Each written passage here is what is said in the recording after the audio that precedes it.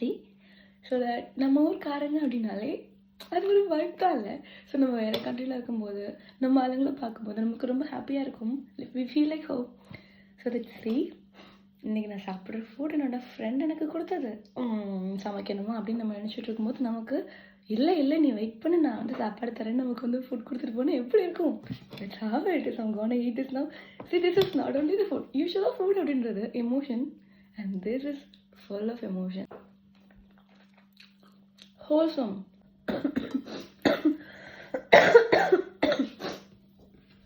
See, எவ்வளோ டேஸ்ட்டாக இருக்குது தெரியுமா?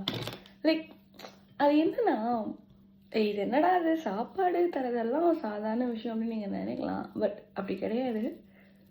பசியில் இருக்கும்போது, லைக் கொஞ்சம் டயர்டாக இருக்கும்போது, சமைக்கணுமா அப்படின்னு ஒரு மைண்ட் செட் இருக்கும்போது திடீர்னு நமக்கு ஃபுட் கிடைக்கிதுன்னா அண்ட் இவ்வளோ டேஸ்ட்டாக வேறு இருக்குது.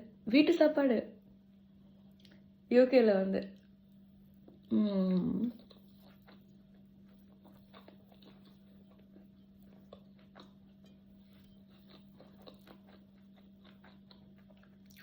கண்ணை மூடி சாப்பிட்டா ஊரில் இருக்க மாதிரியே இருக்கு. இந்த டேஸ்ட் அப்படி.